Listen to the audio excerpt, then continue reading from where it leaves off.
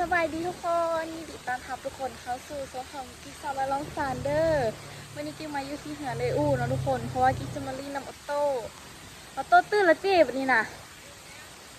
ตื่นแต่โดนคุณวะป้าโดนวิวอยู่เหือเลยอู้ไหมตอนนั้นเรียวเบิ่งมาแต่บอลเลยอู้แล้วห้วยแล้วไปคุณนะมากำงามมึงไหมนี่ทุกคนเป็นวิวเหือเลยอู้นะเปิดประตูออกมานี่งาม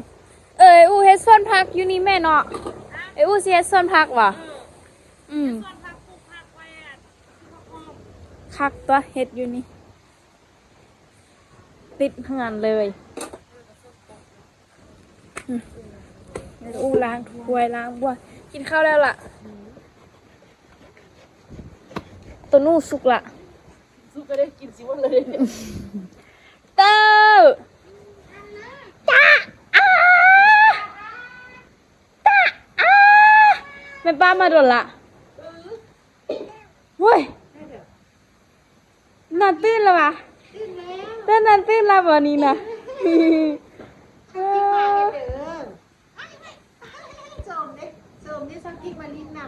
ว่าตื่นนอนแล้ววะโอ้ยอารมณ์ดีเลยนอนตื่นนอนแล้วเนาะ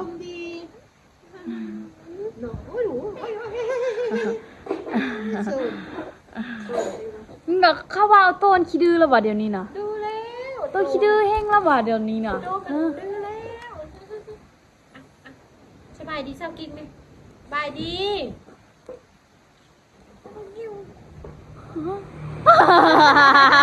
สบายดีสบายดีทุกเด็ดหรอทุกต้มมือไหลดูสี่เด้อสบายดีป้าลุงเด้อต้มมือไหลดูต้มมือไหลดูต้มมือไหลกินข้าวบ่ายเปล่าอ่ะตียุงเลยเลยยุงอันยุงมาตียุงอันร้องเพลงดูห้องเพลงให้ฟังเด้ร้องเพลงไหมให้รถบันนี้นะให้รถแม่ขี้ดื้อความขี้ดื้อก็วน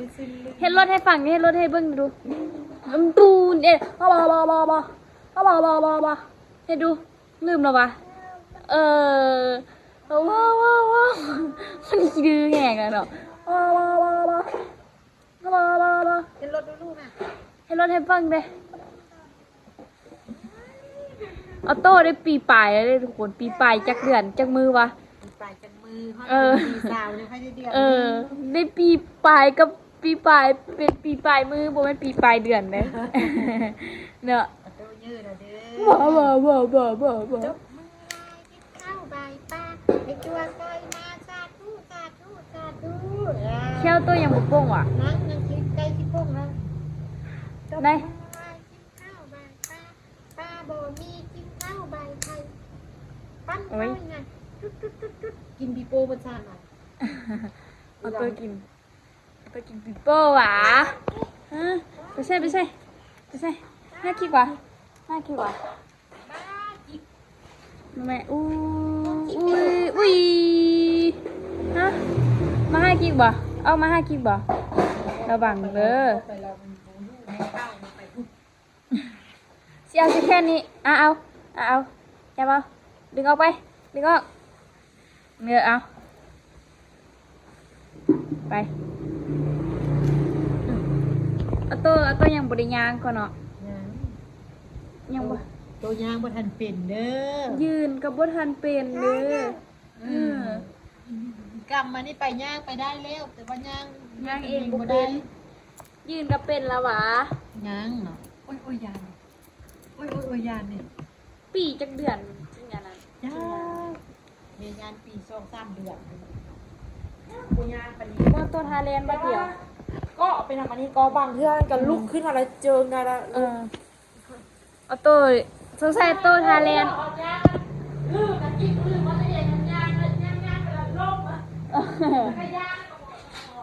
แท้ว่ะ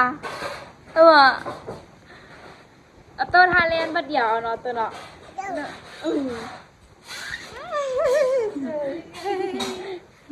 เนาะตัวเนาะ ออโต้ทาแลนด์บัดเดียวเลยเนาะ ไปเลยเนาะอ่ะลองเพลงดู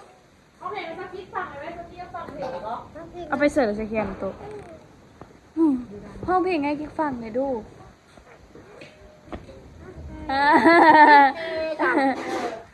ห้องเพลงไงกิ๊กฟังเลยดู เพลงอันนี้พ่อเมื่อคืนนี้พ่อบอกว่าเขาเพลงอะไร ห้องเพลงเนี่ยเด้อห้องให้พาฟังเลยดู มาห้องเนี่ยเด้อสิวะ เอาเพลงสักทีฟังเลยสักทีก็ฟังเพลงเหรอ มันกำลังดื้อเนาะปะเนาะจ้าจ้าไปดื้อนำไอเดียกับอันไทเกอร์บุญขี่รถทีบเลย อันเด้อโอ้ยเกมบอกเอาเชียวเอาอ้องให้ได้เอาอ้องให้ได้เอาดึงก็ดึงเอาไปโอ้เก่งทัวโอ้ยหน้าต่ำเบิด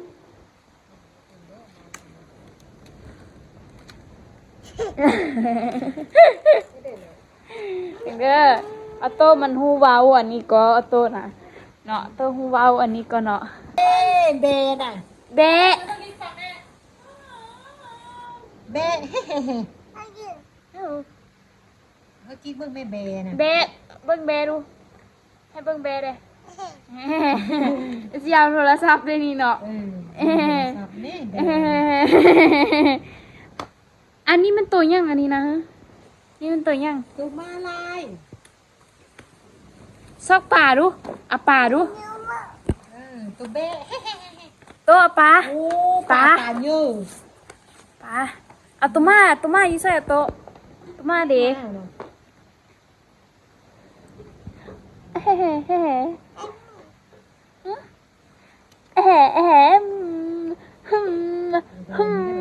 อุ้ย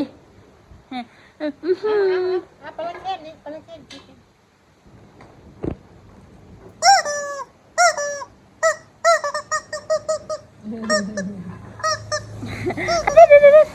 ถ้าเจ้ามาเตะบานเราบอกแม่ป้า จะเพ่งเข้าไปแล้วก็ ว่าคือว่าได้ยินเสียงประกาศโร่ พวกอันนั้น พวกสำนักว่ะ บ่พวกไทยบ้านเฮาวันที่เลย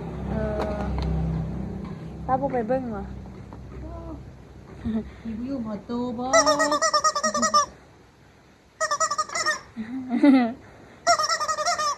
หมอตูสิไปเบิ่งเหรอตู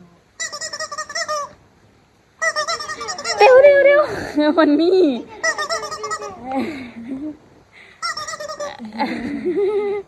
เอ็งนา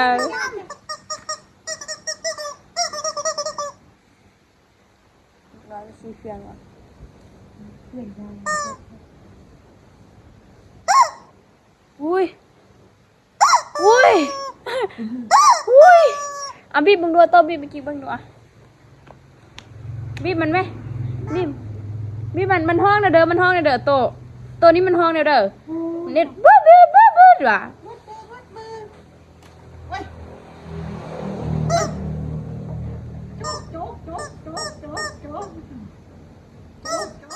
มึงคนตามยาวตัวนะ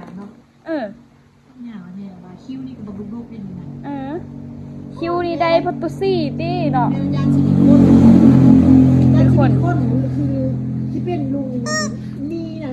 เนาะ ลุง ยาว มี ยาว ถ้าบุมีคน อยู่กับหัวอยู่กับหัวบุเดียวอะต้องมือหลายดูห้องเพลงให้ฟังเด้อุ้ยยุง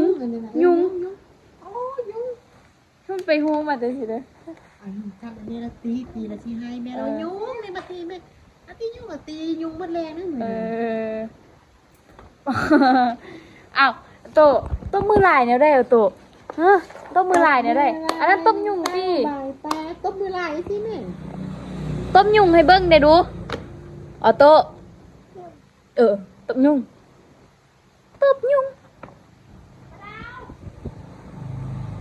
แร่ดันเพชรอันนั้นค่ายตัวเนาะเอ็ดกระทงอุ้ยตัวยิ้มรอดได้กิ๊กได้โหตัวนี้นะมันยิ้มรอดได้ไหมแค่ลวงหนวดเราบ่ท่ายเนาะให้แต่ลวงตังฮ่ายิ้มรอดได้ไหมยิ้มรอดได้ตัว กิ๊กกะ โอ้ยฮานา นี่จ้ะ มึงมันไหมมึงน้ำนาง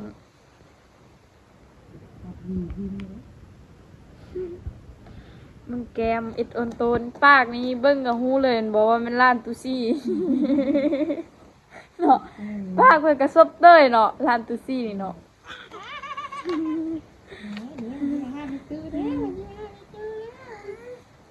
เอาวันที่นอนแล้วโอ้ยนอนแล้ว วาย นอนแล้ว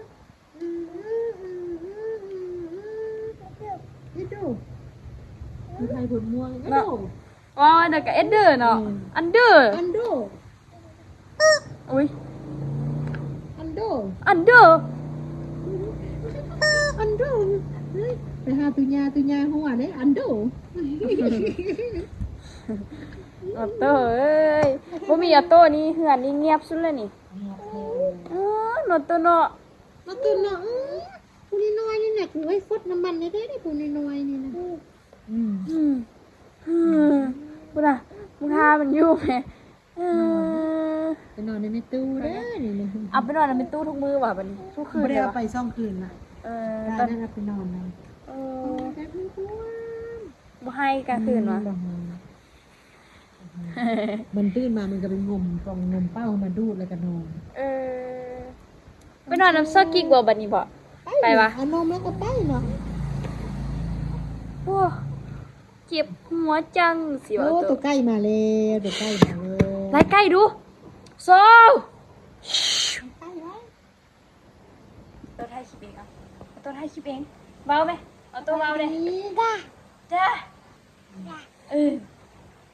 สบายดี ตบมือลายดูเอาตบมือลายก่อนตบมือลายไหมนี่คุณทราบนะตบมือลาย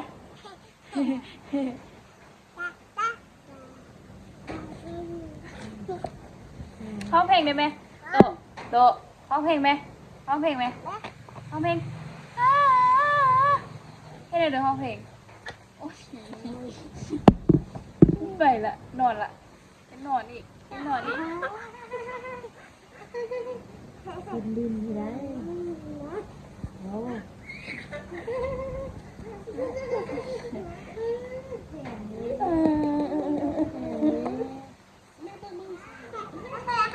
้ เอ็นหัวแล้วขนาดเนาะเอาไง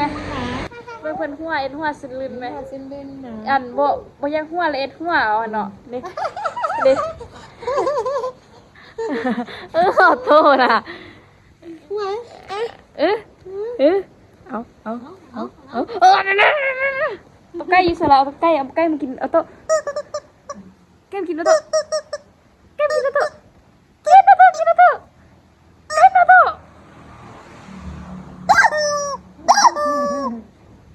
บีบมันเห็นไหมเออ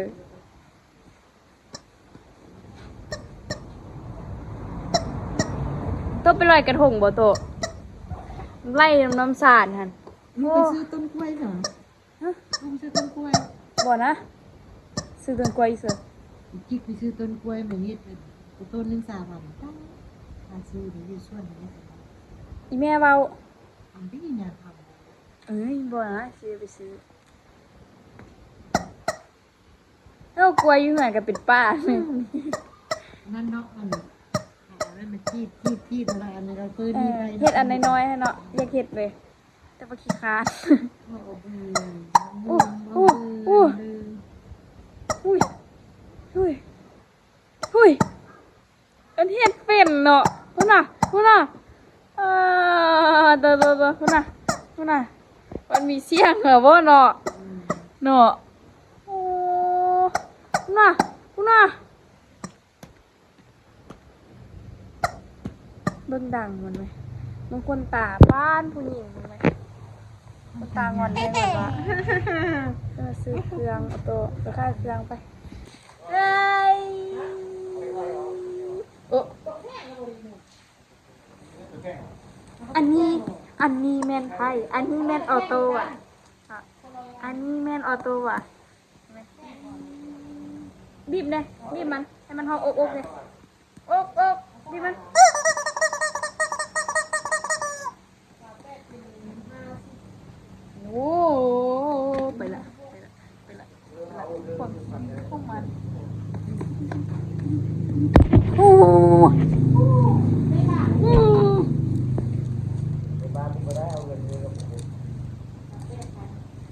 านแล้วบ่ว้าวต้องไปเบิ่งเตะบ้านเนาะทำไปเบิ่งเตะบ้านเนาะไปนะไปเบิ่งเตะบ้านกินขนมบ่กินมีเงิน5,000กินขนมบ่กินขนมต้องกินขนมบ่เบิ่งให้เบิ่งก่อนสบายดี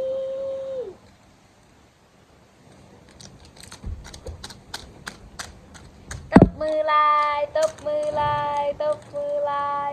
ตบยุงตบยุงตบยุง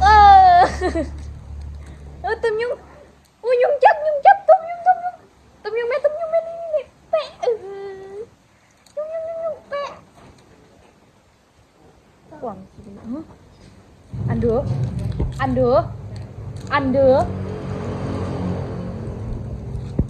เฮ้ยแม่ตูมาละหัวแล้ววันนี้พุ่น ลูกสิกินอ่ะ พุ่น มันจะสิกิน มันยักยืนเล่น ไม่มากเอาขนม แซ่บเลยบ่ขนมอันนี้เละ เอาขนมมันแนวเจ้าเอามากินนะ แล้วก็เตอกินแแซ่บบ่เตอแซ่บบ่ เห็นน่ะ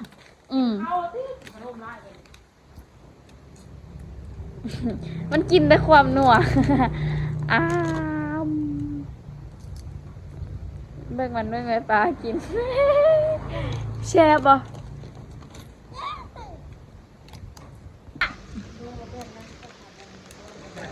ตาข้ามเป็นข้าวด้านไหนนี่ล่ะ สั่งแกมมึงเต้ยบอกเมื่อกี้มันไฮทุกคนพี่ต้มไฮอ๋อเอ้ยเด้อเนี่ยโตขนมมาโตเอ้ยอ๋อโตขนมดิกินขนมดิ แม่หลับ เอาใส่ทุ่งคืนมันกระจับมากินเองเด้มันให้ไม่จูเมื่อกี้ดิไม่จูกับโบว้าวันเด้อเมื่อกี้มันโวยว่าทุกคนนกปะเนาะโวยว่ามันพาไม่จูย้อนสาเหตุย้อนว่า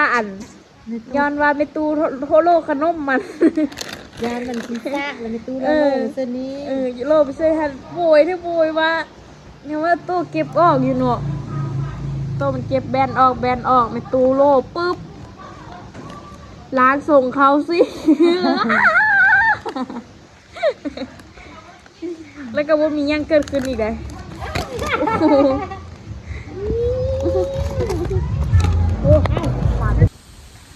ทุกคนกูกิ๊กไปรีนนำน้องออโต้มาแล้วเนาะทุกคนเนาะก็คือมื้อวานนี่เป็นมื้อลอยพระกระทงหรือว่ามื้อออกพรรษาเนาะทุกคนเนาะลืมกิ๊กทุกคนแล้วก็มื้อท่านเป็นมื้อออกพรรษาเรียบร้อยแล้วทุกคนบุญแม่นมื้อเข้าพรรษาแล้วแต่เป็นออกพรรษาเรียบร้อยแล้วเนาะปีหน้าเพื่อที่จะเข้าพรรษาทุกคนก็คืออยากคลิปวิดีโอนี้ที่จะขอตัวลาบุญแม่บุฟ้าคือกุ๊กกิ๊กจะมีอย่างมาว่าผลเด้อมือวันที่1-2จนฮอด1-5เดือน11นี้จะเป็นงานบุญ